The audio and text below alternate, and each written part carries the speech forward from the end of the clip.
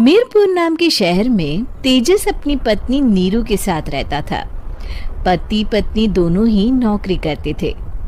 एक दिन तेजस गांव अपनी माँ के पास फोन करता है। हेलो, प्रणाम माँ।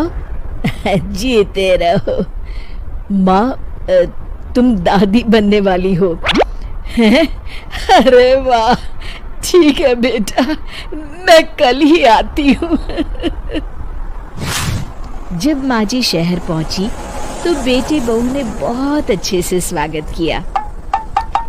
लीजिए माँ जी, चाय। अरे गर्मा गर्म पकोड़े ले आओ माँ के लिए। नीरू रसोई में गई और 2 मिनट में ही पकोड़े ले आई। जी ये लीजिए। बहू, जादू से बनाए हैं क्या? अभी तो रसोई में गई थी। यम्मी।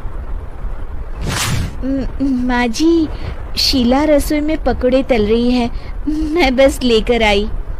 हे भगवान, मेरा धर्म भ्रष्ट कर दिया तूने। अब तो गंगा जल से शुद्धिकरण करना होगा।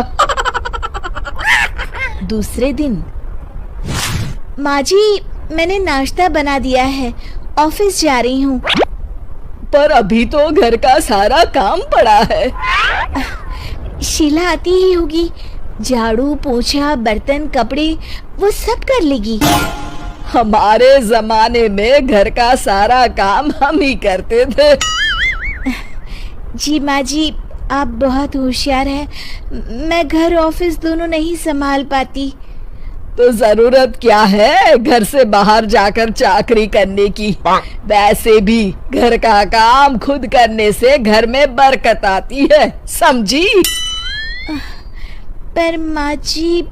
पर वर कुछ नहीं, इस महीने की पगार मिले फिर ऑफिस बंद है। हाँ।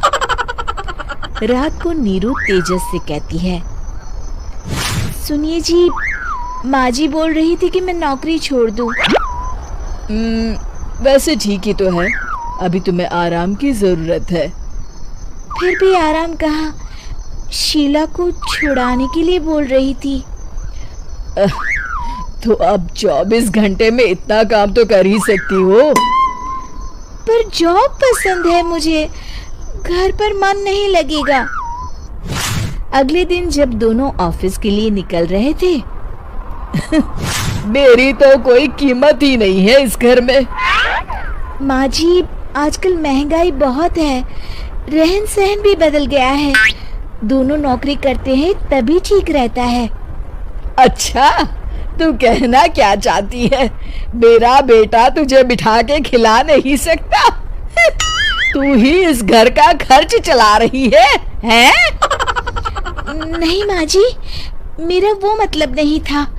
मतलब खूब समझती हूँ, ये बाल धूप में सफेद नहीं किए मैंने। हाँ। अब तो ये रोज का काम हो गया था। तेजस भी रोज की झिकझिक से परेशान हो गया था। एक दिन उसने कहा, नीरू, वैसे भी तुम्हें मैटरनिटी लीव मिलने वाली है, तो अभी से ही छुट्टी ले लो। पर क्या, मेरी सैलरी अच्छी खासी है। आखिर नीरू ने रिजाइन कर दिया। जब बच्चा हुआ तो घर में सब बहुत खुश हुए। कुछ दिनों बाद तेजस फाइल देख रहा था। क्या हुआ तेजस, कुछ परेशान लग रहे हो? हाँ, वो हमारी जितनी सेविंग्स थी वो तो हॉस्पिटल में और छठी के फंक्शन में खत्म हो गई है नीरू। और अभी वैसे मंदी चल रही है तो मैं बोल रही थी कल मुन्ना को हेपेटाइटिस का टीका लगवाना है। नीरू, क्या पोस्टपोन नहीं कर सकते? नहीं जी, बिल्कुल नहीं।